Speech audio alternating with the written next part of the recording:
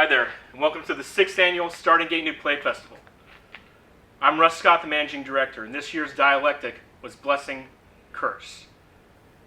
3 playwrights, 6 10-minute plays in the Year of the Woman here at Talking Horse Productions. The playwrights started their process in May, and we had our first workshop in July, our second workshop in September. The plays were auditioned in October, and for the last month they've been rehearsing. Tonight you'll get to see the fruits of our labor.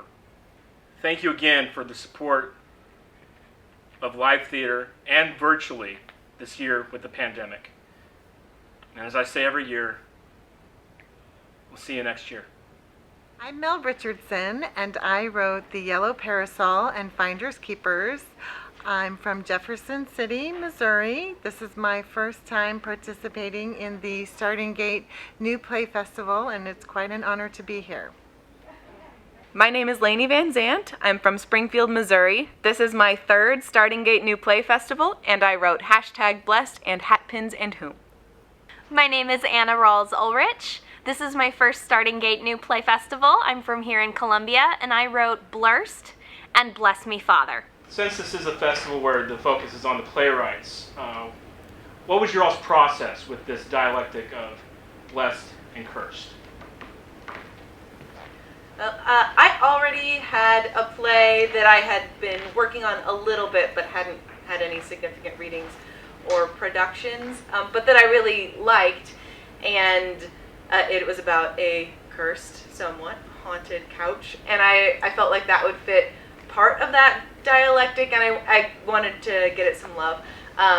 So I brought that to the first reading that we had, and then to contrast that, I thought about the idea of blessed and what that means, and I'm a preacher's kid, right? So I grew up in church and around a lot of religious people, and they're interesting people, right? So I wanted to play with that idea, and I felt like those like #blessed is such a significant, not really significant, but like a quirky and interesting social media phenomenon that I wanted to play with that and do something with some theatricality that would be interesting. And so I brought them to the readings, and the feedback from the readings was really helpful in sort of honing and shaping both of those pieces.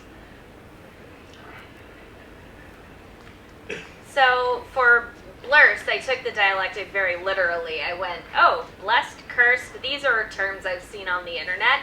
I've also seen Blurst, so let's do a play about that. And it became really about memes and what the concept of blessing is, and how things can be both blessed and cursed at the same time. And then with Bless Me Father, it started with the very traditional Bless Me Father, for I have sinned, and went on from there. No.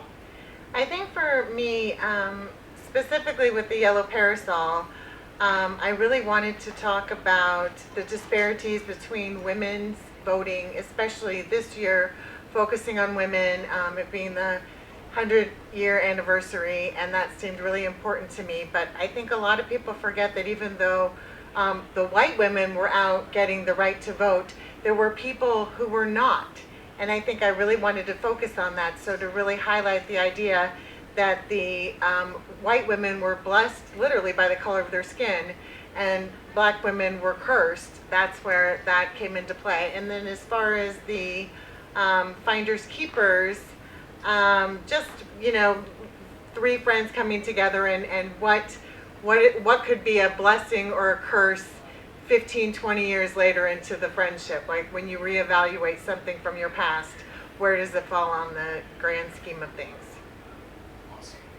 Thank you. #Blessed by Lainie Vansant.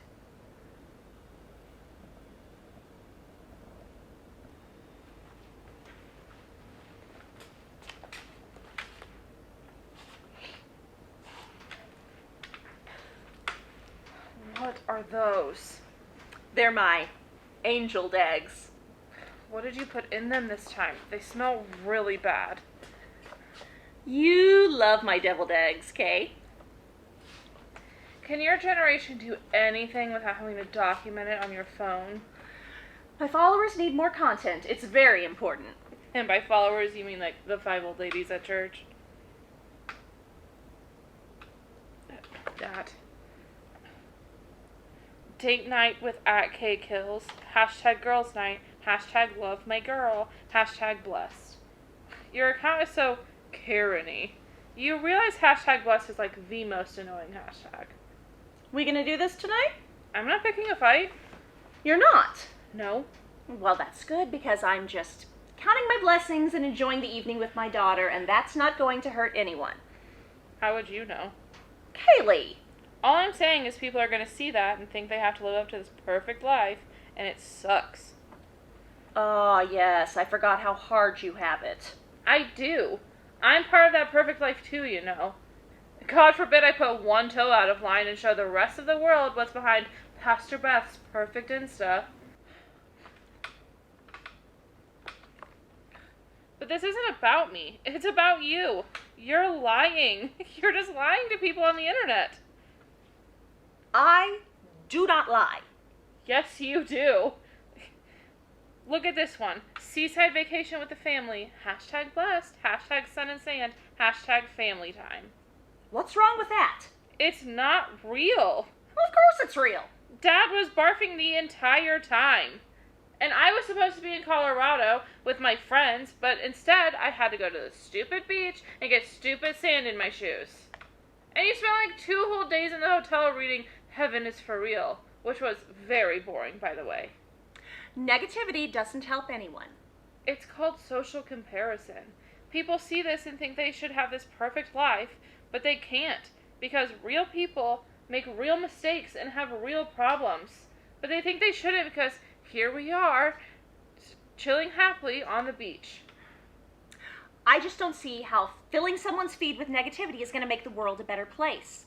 But then again, I'm an adult, so what do I know? What about this one? Doing God's work in El Salvador this week. #blessed. #hands and feet. #workcamp 2019. What, pray tell, is wrong with that one? It's pure colonialism. We put the wrong shingles on that poor person's house. How do you put the wrong shingles on a house? No other houses had shingles. All of the other ones had tin. Just because it's something we would do doesn't mean we should force everybody else to do it. And we didn't even finish painting that other person's house. It looked fine. All I'm saying is that the homeowners looked really worried. I hope that paint can hold up to El Salvador's weather. God will protect them. I pray for those people every day. But we went down there to make God's work easier, not harder. Young lady. What about this one? #blessed with a chance to babysit this #angel for the weekend. Remember that? Of course I remember. You made it seem like you were babysitting for a friend's date night or something. Kaylee. When in reality, someone came in, handed you a baby, said they needed to go to the bathroom, and left. I wouldn't call that babysitting. It was the right thing to do. Life is messy. That situation was messy, but you just put a Valencia filter on it and made it seem all simple and clean. Optimism is not a sin, young lady. Look, Kaylee, this is why teenagers shouldn't have sex before marriage. If she didn't want it, she should have put it up for adoption. I really shouldn't be doing this. The poor thing is going to be traumatized for life. And notice you're the only one in that picture. But your father just wasn't prepared. Dad hated that baby. He hated having it here. He said it encourages her. And he wouldn't let you out of the house because he didn't want to explain to the entire town why you suddenly had a baby. Young lady, my Instagram is none of your business. This has nothing to do with you. Now I want you to stop this nonsense right now. Kaylee?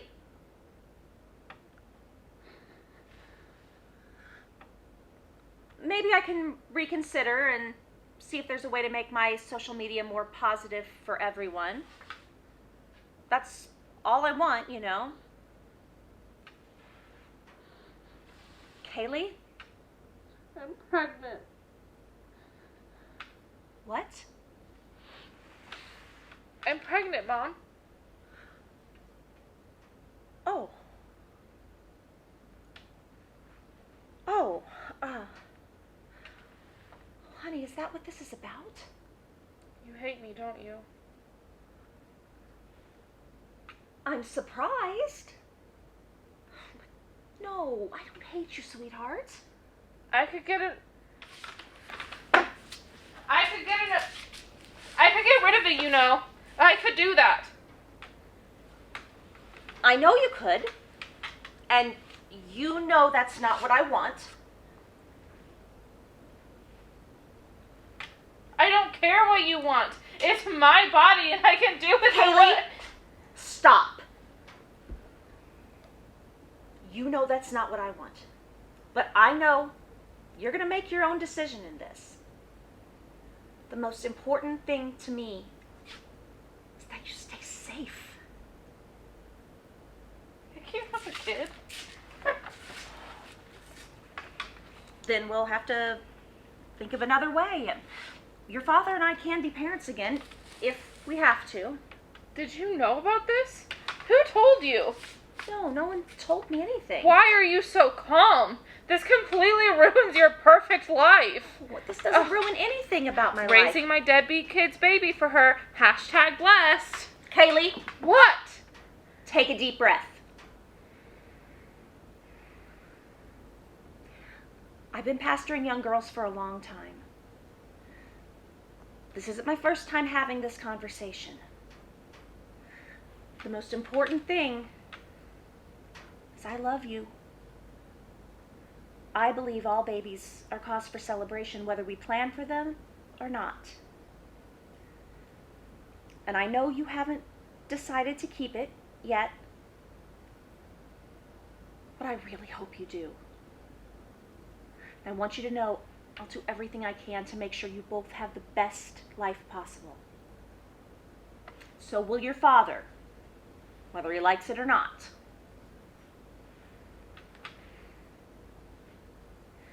You never were one to color within the lines.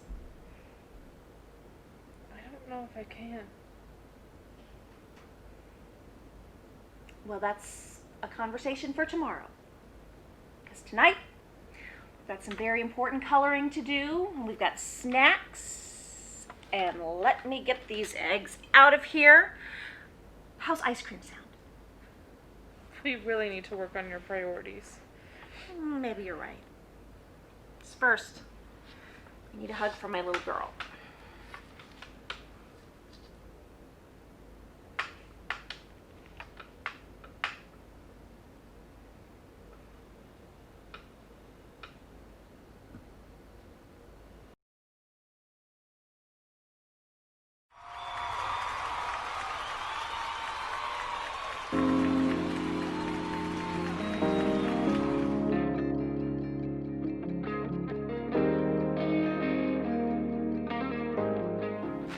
The Yellow Parasol by Melle Richardson.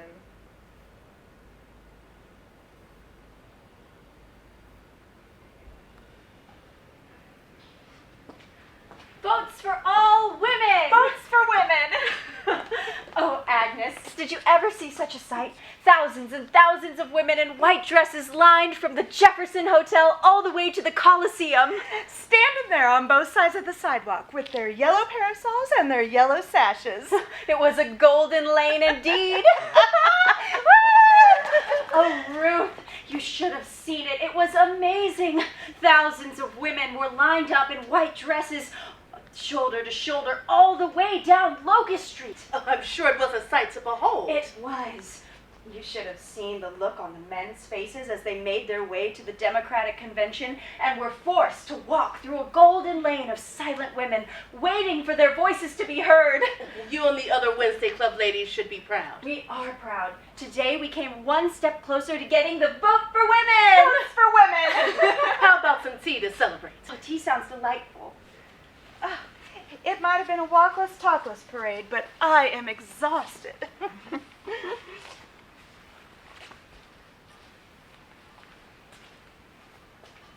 Are those from the store downtown. No, ma'am. Only white people are allowed in that store. I made these myself. Why, Eleanor, don't you just have the best help in all of St. Louis? You've outdone yourself, Ruth. These look delicious.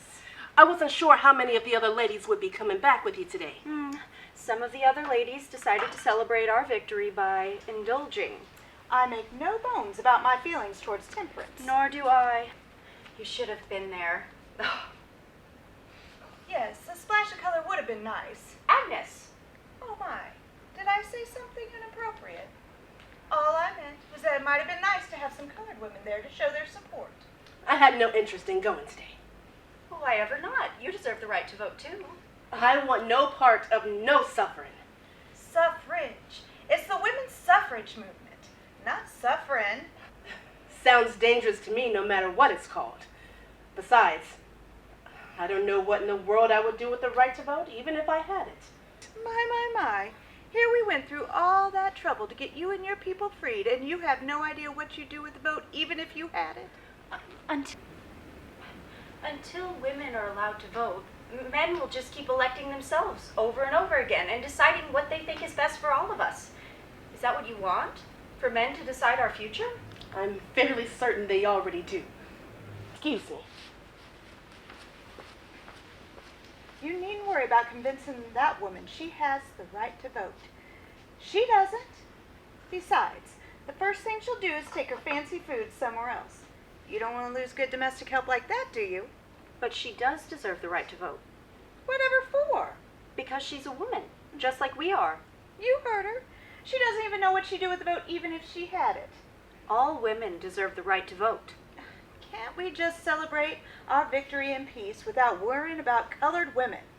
Isn't it enough that colored men stole the vote right out from under us? Besides, we need to talk about your nomination to the board. This is a very important step in your future, I appreciate your help, Agnes. I would love a place on the board. as we would love to have you. Oh. Well, I'll be. I'm just the clumsiest soul on earth.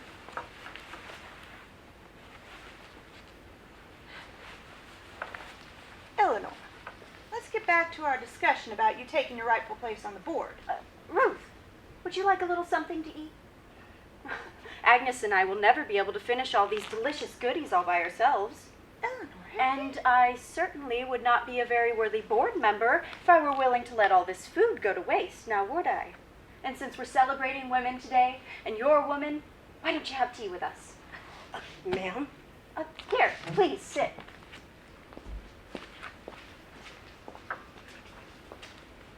I'm sorry, I don't know how you take your tea. Plain is just fine.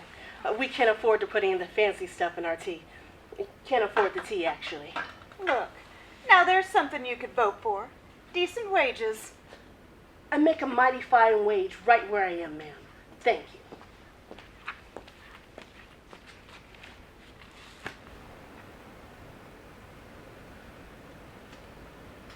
What is it, Ruth? Yes, by all means, tell us what is on your mind. Go on, Ruth. I was worried about you out there today. Well, whatever for? Well, not everybody takes too kindly to women wanting to vote. I was afraid it might turn violent. Well, I appreciate that, but you needn't have worried. I know how to handle myself. You certainly are a force to be reckoned with. Can I ask you something, ma'am? If you call me Ellie. Why is it so important for you to have the right to vote? Well, I guess it's because I don't believe men should be the only ones allowed to make decisions. I think women should have a say too, don't you? Men have been in charge of making my decisions my whole life. To be honest, I can't imagine it any other way. That's why getting the vote for women is so important. We can change all that. Agnes here has been working tirelessly on building a new playground for our children. Isn't that wonderful? Wouldn't you like a new playground for your children to play? I would like somewhere for my children to play where they won't be made fun of because of the color of their skin. Are you building a place like that? Eleanor, one of the reasons the board is so interested in you is because of all the work you have done with the schools. Our children need a proper education. If you'll excuse me. Where are you going? You haven't finished your tea. Perhaps she's not interested in a proper education for her children. A proper school doesn't seem as important to me as my children being able to go to school in the first place. Your children aren't allowed to go to school? No, ma'am. I don't know what to say. Say if you get the votes, change that. I can't believe her children aren't allowed to go to school. How is that possible? We needn't worry about that. Colored women are not our concern. Getting the vote for white women is what matters. Let's focus on that, shall we? You asked me why I didn't go today. I'll tell you why. While you were down there standing on Locust Street, wearing your fancy white dresses and wanting your voice to be heard, I was sitting here, thinking about my grandfather and how he was auctioned off as a slave at the courthouse on that very street. You want me to jump on the bandwagon and celebrate you without even realizing that I am not allowed to ride on that bandwagon. And from where I'm standing, ain't much to celebrate in a world where on more days than not, I'm mistaken as a slave instead of the free woman I am. It is what it is. With all due respect, ma'am, this yellow parasol that you're so fond of, it stands for the umbrella of safety that you and the other Wednesday Club ladies live under. It's a blessing that you have your husbands who can provide for you while you plan your tea parties and plan your parades, while I sit here cursed by the color of my skin. You take advantage freedoms that I will never see in my lifetime. Eleanor, you simply cannot let a colored woman speak to us this way. I hope you get your vote. I really do. Some of us may never be heard in this world. Eleanor, what would the board think of you sympathizing with a colored woman?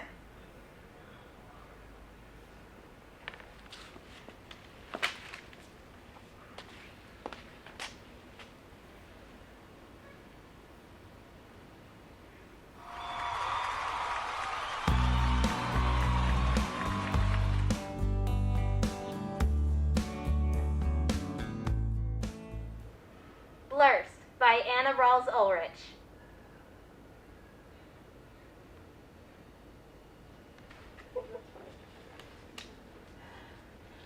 Okay, so who are we tattooing today? Oh, me. Hi, I'm Amy.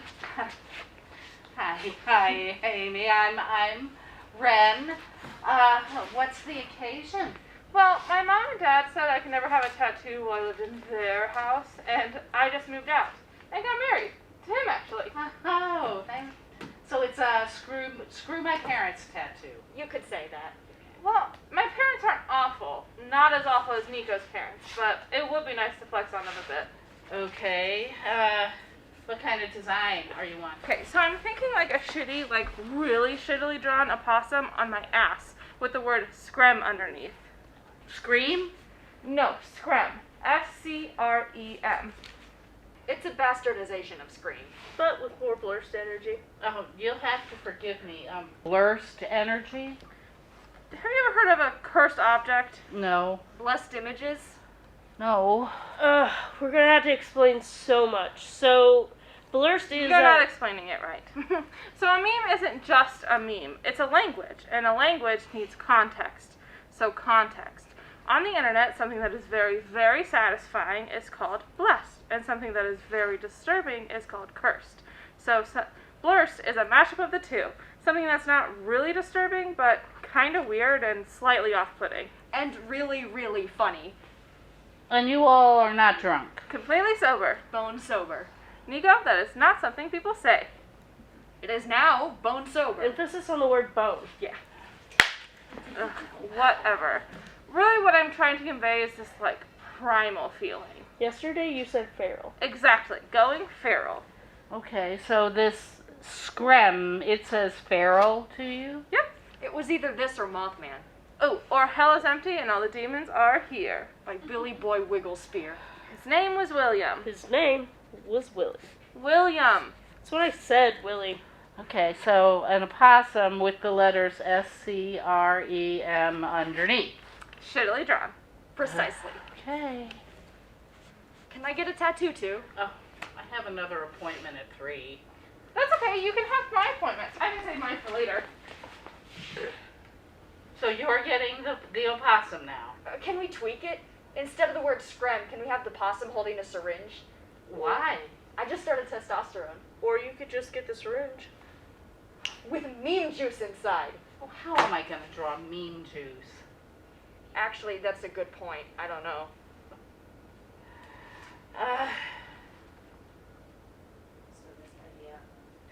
So this idea of blurst things, tell me a little bit more. What else is blurst? A mariachi screamo band. Pop songs, but in an opera voice. Oh, or Hamilton, but in a Dr. Doofenshmirtz voice. Oh, buried the platypus. I'm afraid I didn't understand any of those things. OMG. Our memes have become so niche that they're no longer just one meme. They're like a series of memes stacked inside each other. 5 memes smashed together. 5 memes in a trench coat. And you're all sober. Yes. Bone sober. Okay. So you're friends. Family. Found family. How did you meet? So our parents are all dickheads. So we decided to move out and say, fuck them. Like I just said, James and I just got married.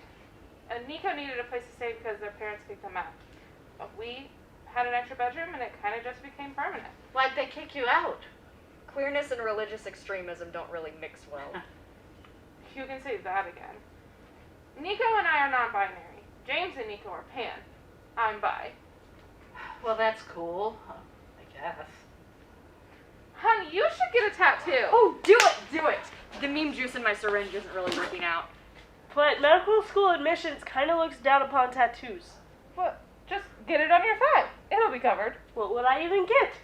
A pinup of your spouse. No, a pinup of yourself as a himbo. Oh, I know I'm going to be sorry, but what is a himbo? The male version of a bimbo. Hot and dumb. But they drink the respect women juice. The respect women juice? See, in this version, since the himbo is a female and or queer fantasy, they're aggressively inclusive. They're literally too clueless to be sexist, racist, or transphobic. So a himbo would be... Squirrely Dan from Letterkenny. Kronk from The Emperor's New Groove. Freddy from Scooby-Doo. Jason Mendoza from The Good Place. Oh, would Andy Dwyer from Parks and Recreation count? Yeah! You got it. So you, as a hot, nice, dumb guy. I guess. Ooh, we should pose him like he's in a boudoir photo shoot. What is a boudoir? Like boudoir photography, but for dudes. And you're all Sober, yes. No, I mean this. You are 100% sure that all of you are sober. Bone sober. Okay. I don't think I want this tattoo. Why not? Because it seems narcissistic to get a self-portrait, and it doesn't scream queer joy like I'd like it to. That's okay, hon. What if we switch? Nico, you can get a tattoo that says queer joy. That would be great. But you should really get it. It's your appointment after all. Ooh, queer joy, but on neon letters. Then you should get that, honey. No. This is your appointment. You've been looking forward to it, and you need to commemorate starting T. I mean, I like it, but it just doesn't have Oh, to have guys! Just get fucking matching tattoos. Great idea. Okay, so you know how the Babadook has become an LGBTQ plus icon? Oh.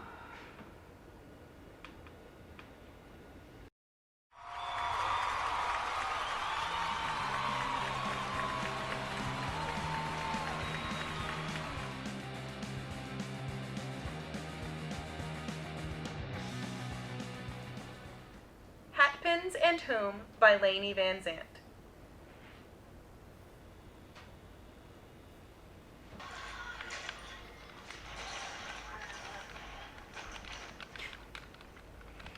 Hey Bax, have you seen my English book?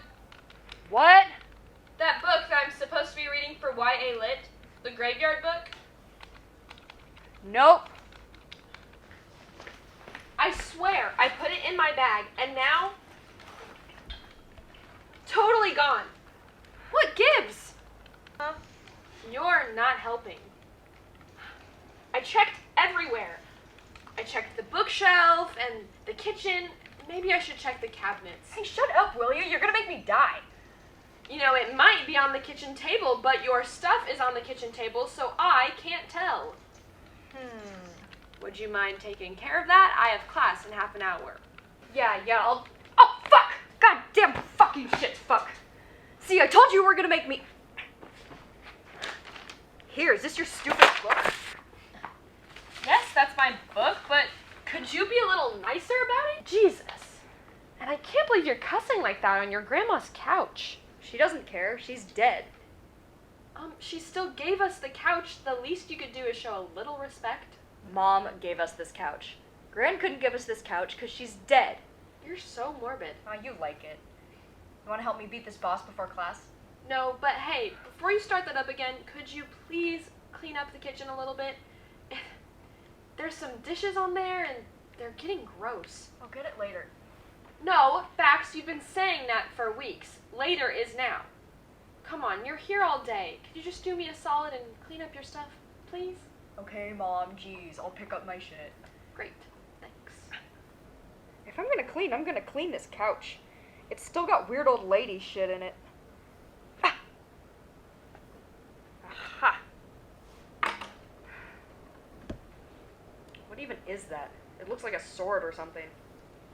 It's a hat pin, probably your grandma's. Well, no duh, it's Gran's. She would leave deadly hat pins in the couch I got, jeez. I know you're mad about my life choices, Gran, but you're dead. Lighten up a little. I hate my family sometimes.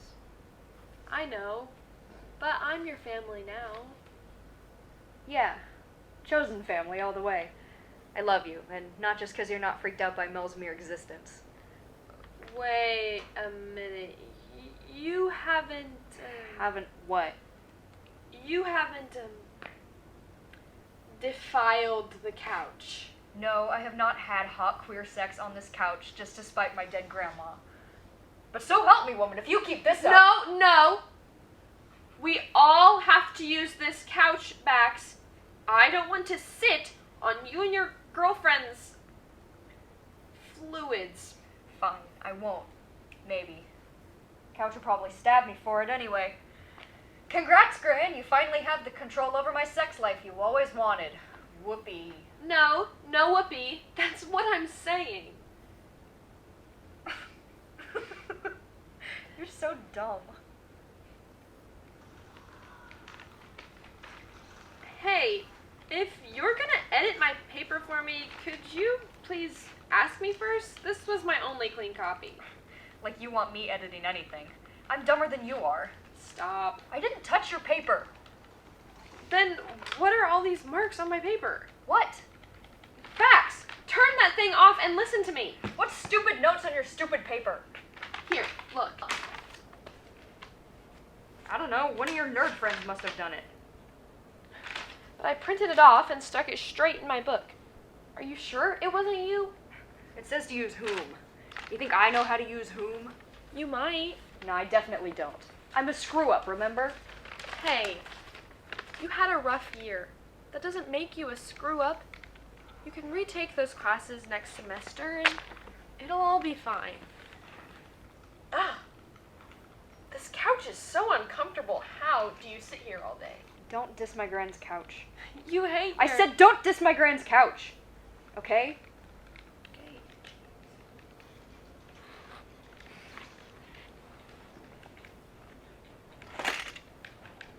What's this?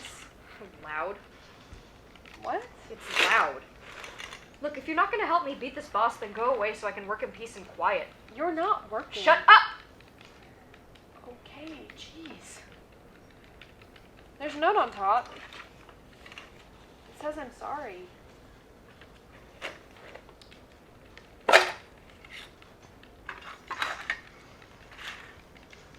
Hey, these might be worth something. Not likely. I don't know. They're all old old and weird, and they're pretty clean. It'd be worth checking out. It doesn't matter. Hey, it matters to me. We've got rent to pay. And I'm a slacker who doesn't contribute. I get it. Let me see him. Huh. What? This is pretty much her whole collection, I think. I used to love to look at them when I was a little kid. And everything's here, plus some new ones. Look, she's got all the state quarters. Oh, cool. I don't know why I used to love them so much. I mean, coin collecting, can't get much dorkier than that, right? Right. It's weird that it just appeared out of nowhere.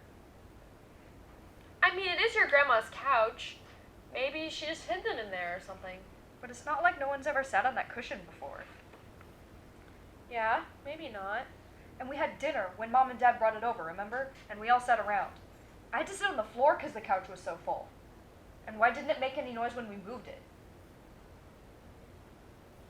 I don't know. Maybe your dad just has a tougher butt than I do. But that thing was not comfortable, let me tell you. Or what? nah, it's stupid. No, Bax, tell me. Just the stabbing thing, the correcting your grammar, the coins. I don't know. Gran loved all that stuff.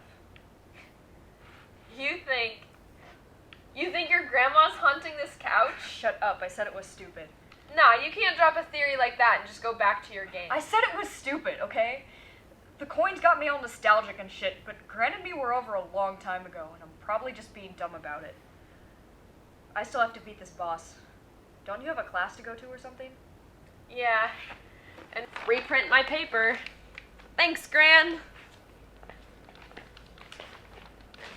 You gonna be okay? Yeah, I'm fine. Well, maybe we can go get dinner or something. Okay.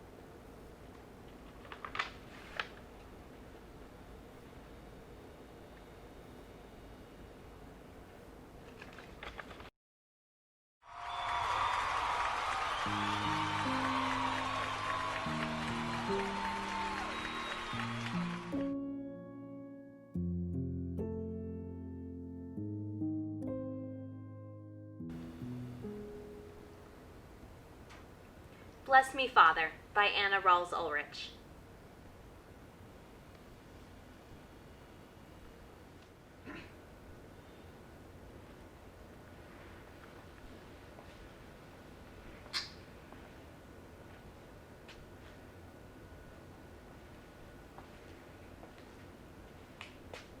You know, I used to measure the time by your visits to my confessional.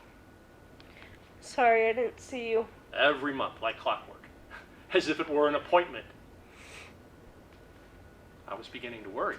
I've been busy. It's not like you to miss both confession and mass for so long. Is everything okay? Everything's fine. I mean, it's nothing. Nothing? I don't really know where to begin. Would you like to talk about it? You know, I've practically lived here for the last 30 years. Cleaning, volunteering, anything. I'd actually sometimes just sit here for hours staring at the statue of Mary or the Blessed Sacrament.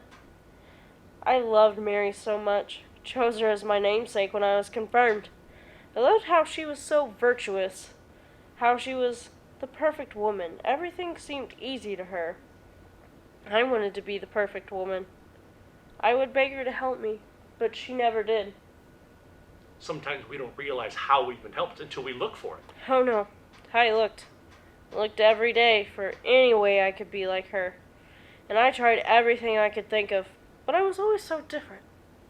It wasn't until recently I understood why. What did you realize? I'm not Mary. I'm not Our Lady. I'm not a lady. You learned this when? There's this church in Sacramento that I read about. This priest there wrote about a friend of his, a man who was like me, but happy. He was a man and he was happy, and I thought that maybe I could be too.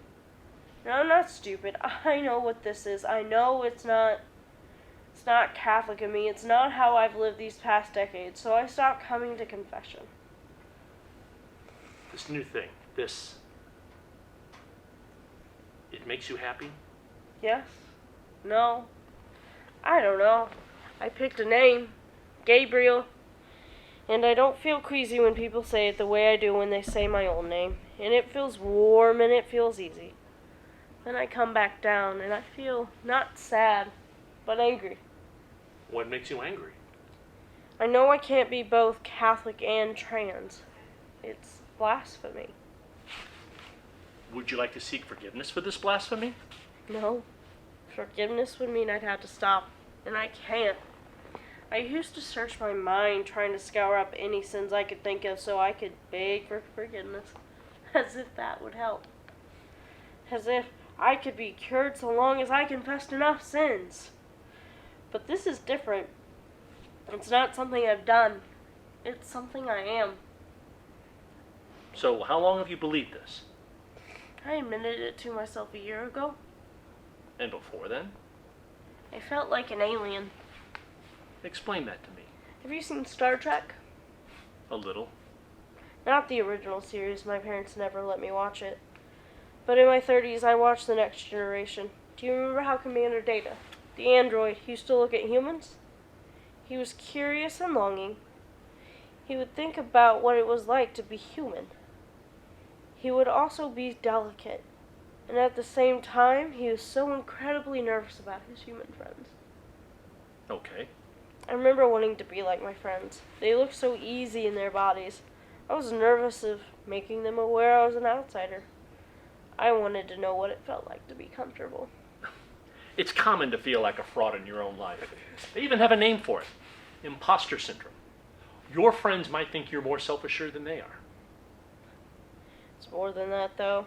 You see, I talked to them about it. They never once thought about being the wrong type of person. My old friends from the women's group talked to me about holding the tension between these two things. But it's more than just tension. So, you're certain that you're a man? 100%. Then what do you want from me? I want to feel like I'm finally done confessing. What do I say when I want forgiveness, but I can't repent for what isn't a sin? How do I walk into a confessional knowing I'm not going to stop being trans? Do I go every day and say, "Curse me, Father, for I will continue to sin"? Do you remember my sister? The one who... Left the church. Laurel? Right. Well, it happened after a fight with our parents. She told me a secret, and I felt it was my responsibility to inform my parents of her sin. They fought. They said horrible things. What was her secret? She was in love. I remember I asked what her boyfriend's name was. It was Anna. You never mentioned this before. No one likes to air their dirty laundry from the pulpit. What did your parents say? They wanted her to join a convent. She could channel her desire into a love for God. My sister refused. Where is she now? She's married. To Anna? Yeah. Why are you telling me this? Well, I guess I hope my dirty laundry story might help you with yours. Make it less unspeakable. The point is, you're not the first person to come to me to confess these things. Things like being trans? You're the first transgender one. But I'm not entirely unfamiliar with these things. What do you tell them?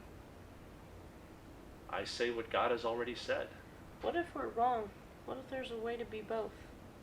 Well, then God is wrong, and the Holy Father is wrong. I should never have come. I I don't think that's the conclusion you should draw from this. What conclusion should I draw then? I'm sorry. I don't have any answers. Then what do I do? Tell me what to do, Father. You know Please. the answer to that as well as I do. You grew up here. But you can't say it. You keep dancing around it. You're right. I can't say it. Not even when Laurel... She wanted me there. Wanted me to officiate. She said it didn't even have to be a Catholic wedding. She just wanted me to do it for her, as a brother. And I couldn't. Wouldn't. I don't know. She made her choice, and I made mine. The worst part is, we haven't been the same since. She sees me at Christmas and on birthdays, and she brings Anna, and they're both polite, but there's a distance there. She asked me to bridge that distance, but I couldn't. She asked you. Knowing what you'd say. That's what happens most of the time. People have already made up their minds by the time they come to me. Then why do they come to you at all? I don't know. Why did you come to me? I don't know either, okay? I've been Catholic my entire life, and I didn't ask to be that way. And I didn't ask to be trans. I thought about my mom and my dad and how they admired you so much. And I thought about how you brought me soup when Ed died. And I thought maybe I could find some comfort. Thought maybe I could find some guidance on how to find God in all of this. But all I get is you telling me that I'm not good enough, and that God wants me to be someone I'm not. And I'll never be a good Catholic until I give up being trans and go back to feeling like half a person. Should I go back to begging Mary to make me a woman, and to take my transness away from me? Should I drown myself in holy water until I'm so bloated with it that I forget how it is to be me? Should I just hold this tension until one of these things kills me? I don't know why I grew up in this church instead of the one in Sacramento, where I could be celebrated, and trans, and happy. I don't know why I'm here, but I'm here, and all I have is you, and your goddamn guilt. It's hard to leave something I followed for so long. So where do you go from here? I was hoping you could tell me that. Only God can tell you what to do. Pray about it. Pray for yourself, and while you're at it, pray for me too. Pray for yourself. You're the priest here. That was cruel of me. No, but you're right. You didn't choose to be trans. Laurel didn't choose to be gay. I chose to be a priest. So, So, do you have any penance for me? there's none to give. Why not? You have to have peace before you can do penance. I pray that you can find it somehow. Me too, Father. I don't know if it'll help, but here's my sister's phone number. Her wife's a counselor. I don't know what they'll say, but Thank you. I'll pray that you find peace. I'll tell them you sent me.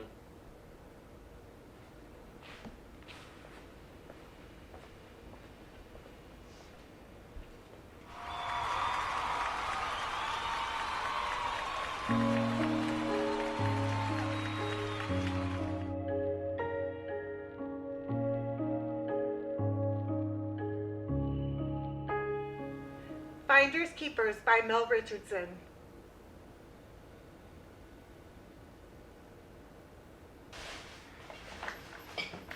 Remind me again what we're doing here.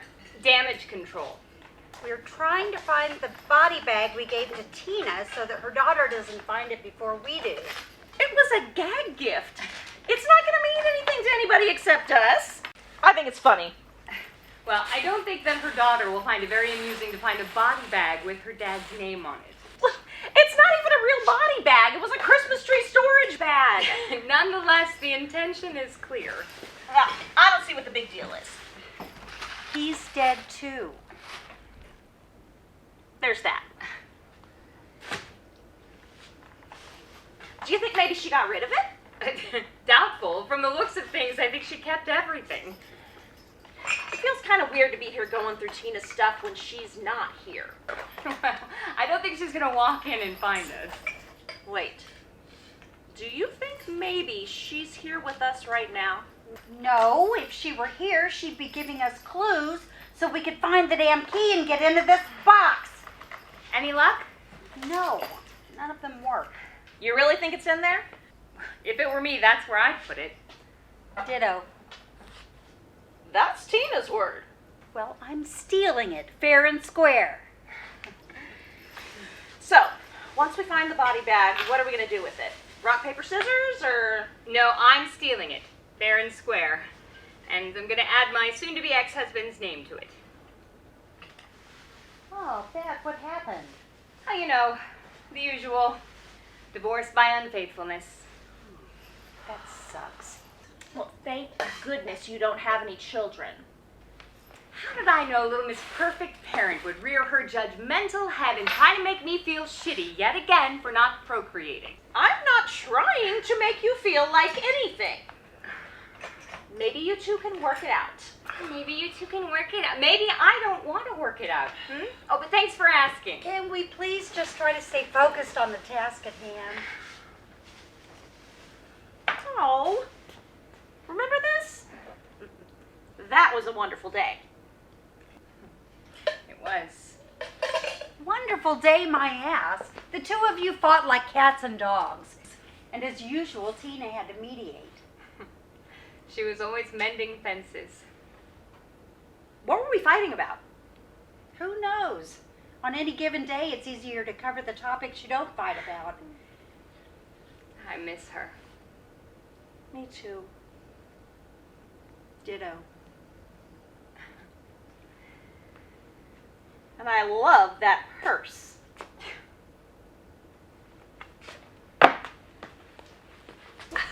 Finders keepers!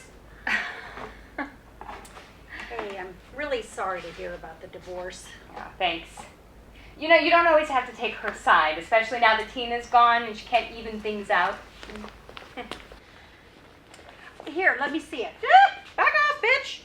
You got ditto, I get the purse.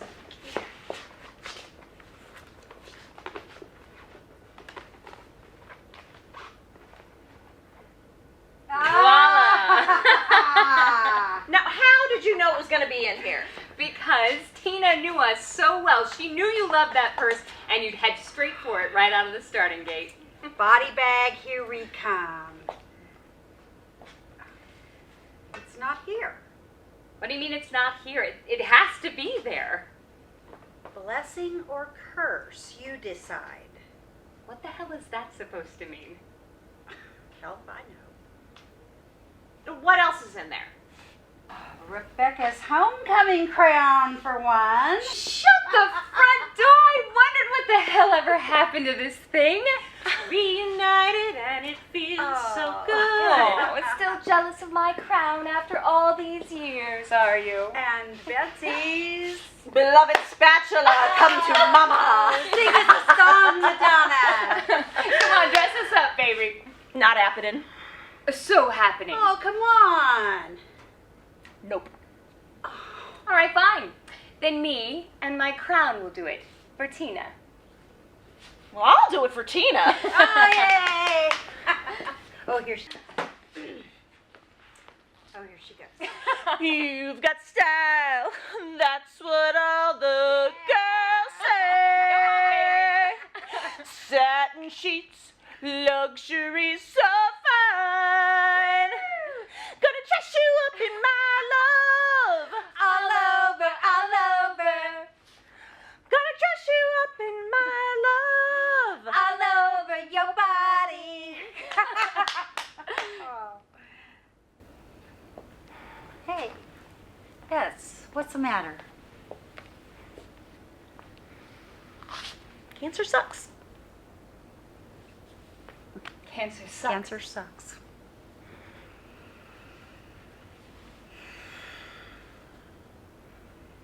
So, what do you think Tina meant by blessing or curse?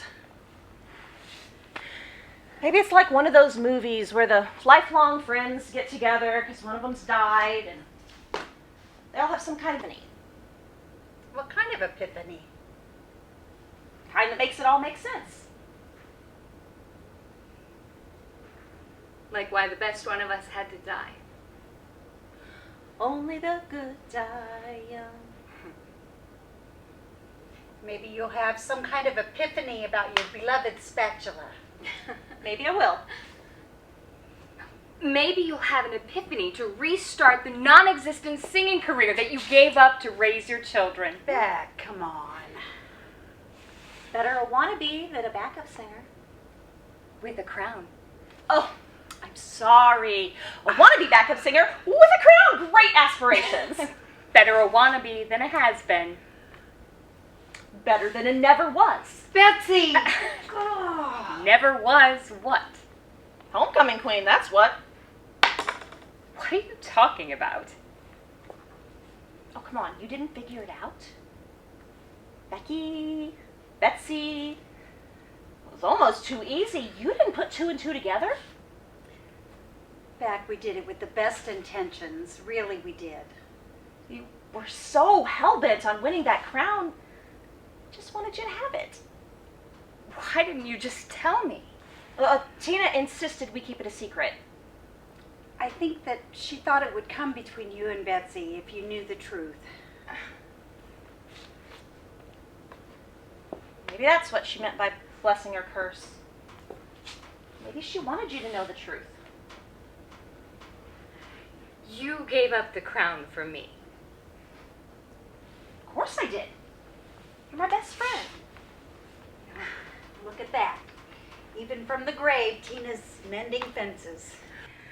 I will say, it's a blessing to be able to finally tell you. Oh, what a load off. Ditto. Well, now that you're not carrying around that burden anymore, are you going to restart your singing career in all your free time? I'll have you know that beloved Spatula and I will be making a comeback. Oh. In my kitchen. With my kids. It's time for Spatula and I to make some new memories. Survey says, blessing. Jen, what did she leave you? Looks like she passed me the torch. Curse. Hey, somebody's got to keep the two of you in line. She's left us in good hands. The best. It's really too bad we never found that body bag. Where in the hell do you think you left